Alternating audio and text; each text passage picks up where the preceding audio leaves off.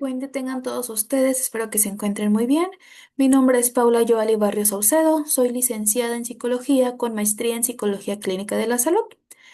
El día de hoy vengo a presentarles la cápsula 9, donde ya en cápsulas anteriores, en la cápsula 8, abordamos el tema sobre la elección del tema, cómo es el planteamiento del problema, hablamos un poco acerca de la justificación y continuando con la metodología, abordaremos el tema de la planeación de la investigación, la hipótesis y las variables. Entonces, voy a comenzar compartiéndoles las diapositivas del tema.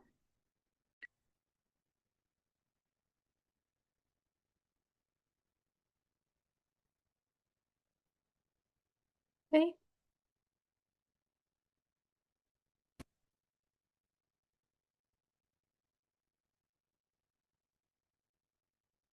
Ya en la unidad anterior definimos el problema, ahora abordaremos la triada que transforma el problema en esta plan de acción concreto. Entonces, esta unidad se centra en el rigor de la planificación, la declaración tentativa que guía nuestra búsqueda, que vendría a ser la hipótesis, y los elementos medibles de la realidad que manipularemos o observaremos, que vendrán siendo las variables. Si el planteamiento del problema fue el por qué o un qué del estudio, en esta unidad es el cómo y el qué esperamos encontrar. Una planificación deficiente es el principal obstáculo para poder culminar una investigación. Comenzaremos con la planeación, revisando cómo se estructuran las actividades y el tiempo para que el protocolo sea viable logísticamente. Luego, la hipótesis nos obligará a formalizar nuestras expectativas sobre la relación entre los fenómenos. Finalmente, la sección de variables es crucial, ya que nos enseña a transformar conceptos abstractos en datos concretos, un proceso esencial para la medición y el análisis estadístico o interpretativo. El protocolo como instrumento de control. El protocolo de investigación es el documento que articula el problema, la teoría, las conjeturas y el plan de trabajo. Es decir, que es este como tipo contrato del investigador que asegura que haya rigor, viabilidad y ética. Este rigor, que haya coherencia entre las partes, que haya esta factibilidad temporal y económica y que haya consideración con los sujetos de estudio. Entonces, el mundo académico o científico no se investiga sin un protocolo que ya esté probado. Este protocolo o este documento es el que garantiza que el proceso sea transparente y sea reproducible. Que haya un buen protocolo es como este mapa detallado. Cualquier otro investigador debería de poder seguir exactamente los pasos que ya están establecidos.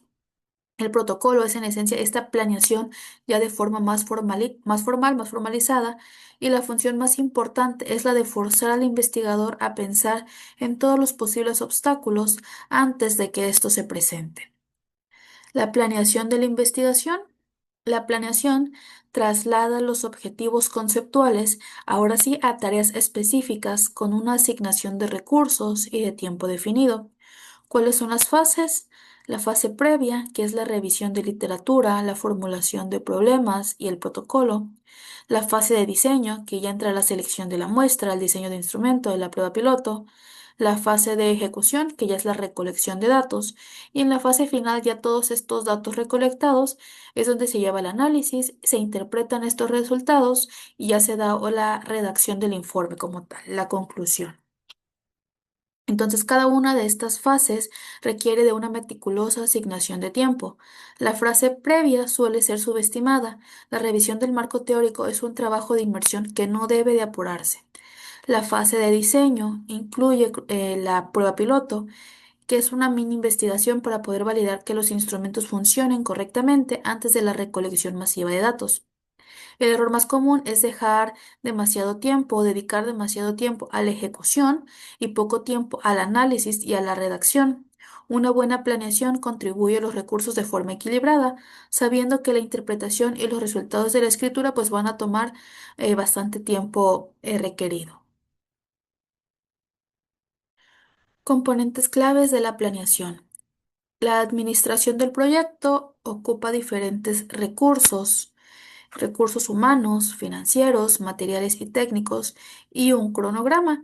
La planeación no es solamente este cronograma, sino es esta gestión de todos los recursos. El investigador debe de ser este administrador de proyectos. Los recursos financieros deben de ser realistas. Un presupuesto pobre puede obligar a reducir la muestra o usar instrumentos que sean menos robustos que comprometan la calidad. En cuanto al recurso humano, si la recolección de datos es intensiva, por ejemplo, la aplicación de 500 instrumentos, ¿quién va a aplicar estos instrumentos? Esto va a requerir de capacitación y de supervisión para quien que debe de estar incluido en el programa y en el presupuesto también.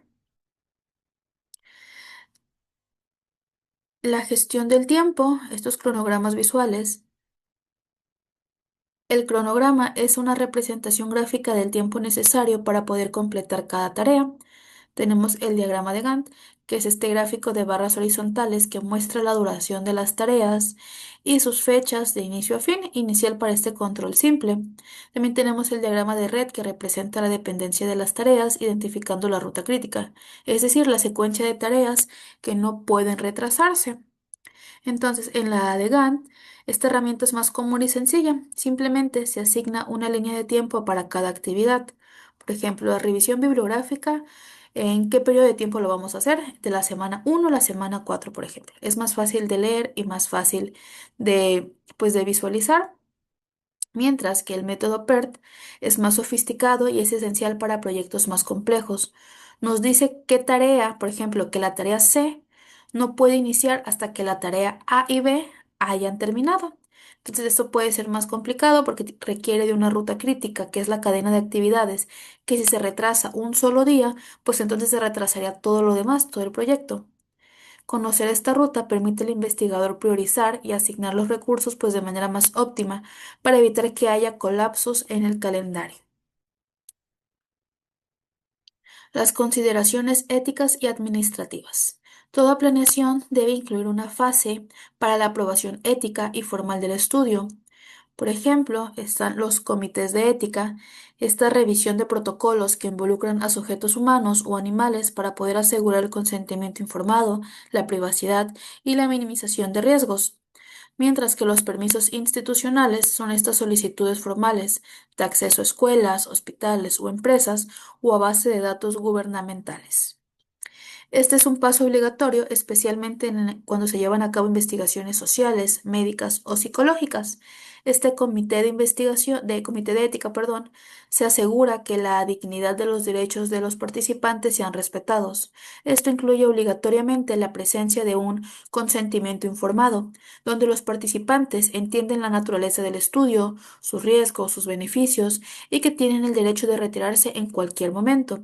No se puede iniciar la recolección de datos hasta que se tenga una aprobación institucional o una aprobación ética. Incluir este tiempo de espera puede ser largo. Es importante que también pues se incluya en el cronograma, ya que es fundamental para que haya una planeación más realista. La hipótesis. La hipótesis es una proposición tentativa sobre la posible relación entre dos o más variables, una respuesta provisional al problema de investigación que debe ser sometida a prueba empírica. La función de la hipótesis es guiar la recolección y el análisis de datos. Si no hay una hipótesis, el investigador no sabría exactamente qué es lo que va a buscar o qué es lo que va a analizar. Entonces, la hipótesis es lo que se pone debajo para poder soportar o poder guiar toda la investigación.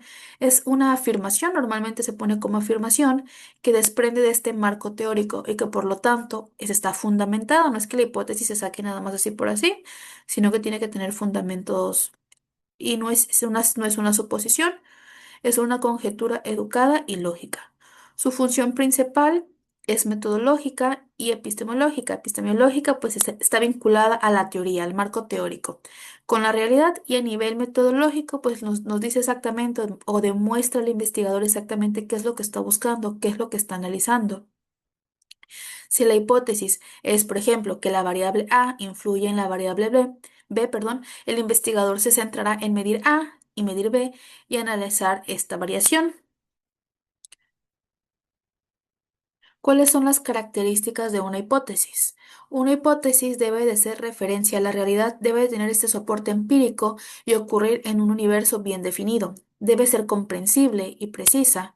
Los términos clave, las variables, deben de estar claras y operacionalmente definidas.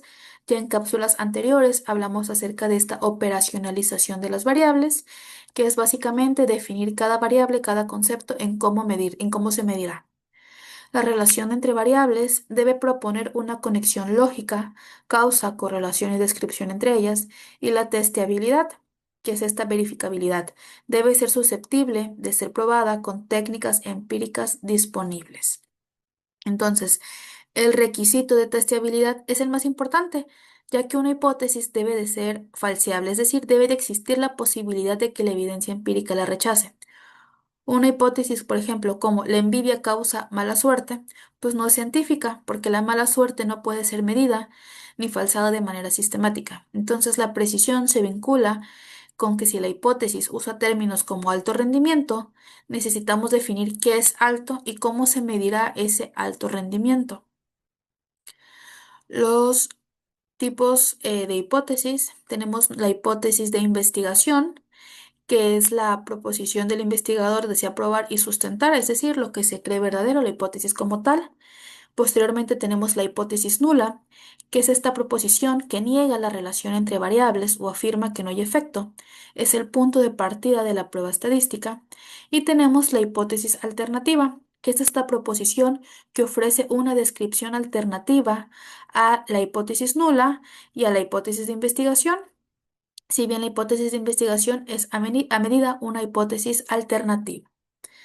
Entonces, en la investigación cuantitativa, la prueba nunca es directamente a favor de la hipótesis de investigación, sino es un intento de refutar esta hipótesis nula.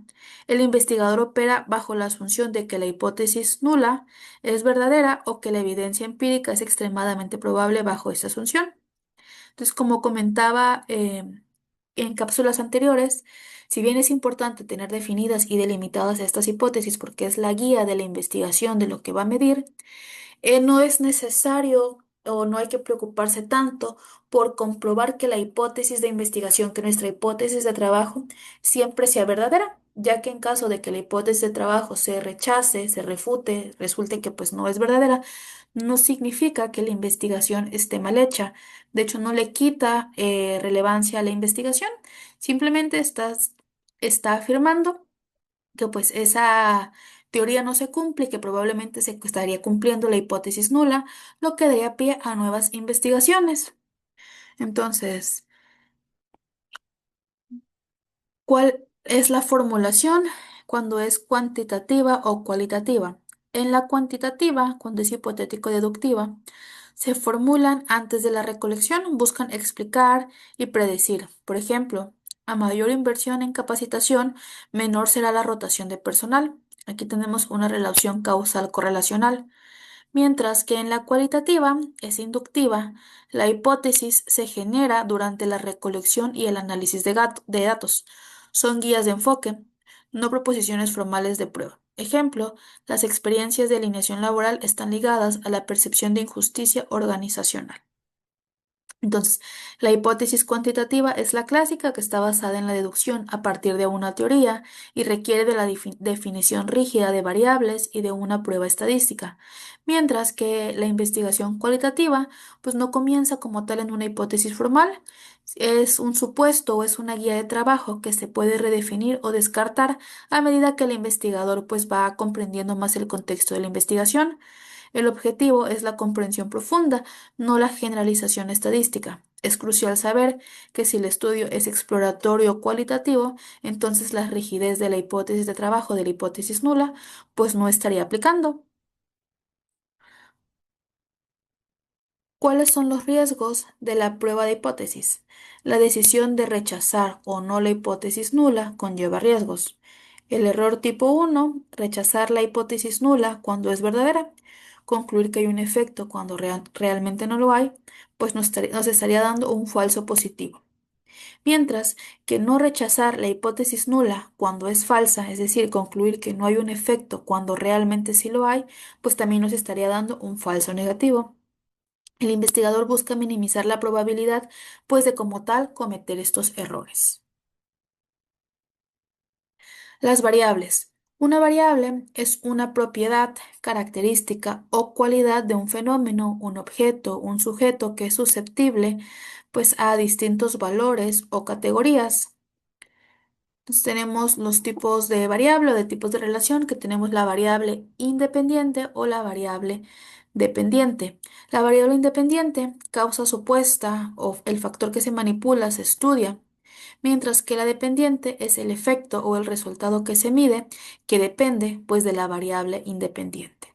Por ejemplo, si queremos analizar la relación entre los métodos de enseñanza y el rendimiento académico, pues la variable independiente sería el método de enseñanza. Esa variable es estática, no cambia. Y como tal, la variable dependiente es el rendimiento académico. Estaríamos diciendo que el rendimiento académico depende de este método de enseñanza que se use. Los tipos de variable, pues tenemos variable de control, que son las variables que deben ser mantenidas constantes para evitar que influyan en la relación entre la variable independiente y la variable dependiente. Y también tenemos variables intervenientes, que esas variables que operan entre la independiente y y la dependiente, modificando o mediando la relación. No son visibles, pero su efecto pues es inferido. Entonces, la realidad entre la relación entre la variable independiente y dependiente, pues es compleja. Por ello, el investigador debe de considerar variables que complican el panorama. Las variables de control son aquellas que el investigador neutraliza o nivela, mientras que, por ejemplo, solo estudiando personas de 20 a 25 años se controla la variable de la edad. Si no se controla, entonces ya estaríamos agarrando variables extrañas, mientras que las variables intervinientes son este desafío para el investigador social. Por ejemplo, el método de enseñanza, que es nuestra variable independiente, puede afectar el rendimiento, que es nuestra variable dependiente, pero esa relación puede ser mediada por otro tipo de variables intervinientes que quizá al principio no se estaban tomando en cuenta, como pueden ser la manipulación. La motivación, perdón. Pueden ser la motivación. La variable interveniente no se manipula, pero el diseño debe intentar medirla para poder entender mejor el mecanismo. Entonces, si bien estamos hablando de métodos de enseñanza, rendimiento académico, sabemos que el método de enseñanza pues no es la única variable o no es lo único que puede definir cómo sería el rendimiento académico, sino también hay otras variables, otras circunstancias o contextos que pueden interferir. Y aquí es donde entran pues estas variables intervinientes, que quizá no necesitas medirlas como tal, no son visibles, pero pues se sabe que tienen un efecto en lo que se está queriendo medir. Ahora sí, la operacionalización es este proceso de definir una variable abstracta y conceptual en términos de actividades, técnicas y procedimientos que serán usados para medirlas o observarlas. Por ejemplo, el concepto de estrés laboral. Las dimensiones o estos aspectos podrían ser la carga de trabajo, clima organizacional, y los indicadores son estas manifestaciones observables o medibles de las dimensiones, por ejemplo, horas extras trabajadas, frecuencia de conflictos, etcétera. Por eso es importante que se lleve a cabo esta operacionalización de variables, porque si dejamos la variable únicamente como estrés laboral o, por ejemplo, acá dejamos la variable rendimiento académico, nada más como rendimiento académico. No sabemos exactamente cómo es que se va a medir este rendimiento académico. Entonces, en esta operacionalización es que hay que desglosar las formas de medir que se tienen para poder medir esa variable y que no se quede nada más estática. Tenemos tipos de variable por escala de medición. La escala de medición determina el tipo de análisis estadístico que puede aplicar. Tenemos variable nominal, ordinal e intervalo de razón. Estas escalas, la nominal lleva una categoría que no lleva orden, solo cuenta con frecuencias. Por ejemplo, el sexo, la nacionalidad, pues no hay un orden, sí, no hay una secuencia específica. Mientras que la ordinal ya tiene un orden, pero sin distancias matemáticas entre ellas. Por ejemplo, el nivel socioeconómico sí se puede poner por medidas en escala Likert. De intervalos, el orden o distancia constante, donde el cero es arbitrario, por ejemplo, la temperatura, coeficiente intelectual, y de razón. hay un orden, distancia constante y ahora sí está la presencia de este cero absoluto. Y aquí entran datos como el peso, altura, edad, ingreso, etcétera. Y permite pues que se lleven a cabo estas operaciones. El dominio de la planeación y la operacionalización es el puente esencial que conecta el plano teórico con la evidencia empírica. El protocolo de investigación robusto no es mero requisito administrativo, sino la garantía metodológica de que la investigación será viable, ética y científicamente sólida. La capacidad de formular hipótesis testeables y de operacionalizar conceptos abstractos en variables con una escala de medición adecuada es la habilidad crítica que asegura la validez y la confiabilidad de los resultados, confirmando que el diseño es riguroso eh, en sus detalles conceptuales y listo para la ejecución práctica. Esto ha sido todo por mi parte. Esta fue la cápsula número 8. Muchas gracias por su atención.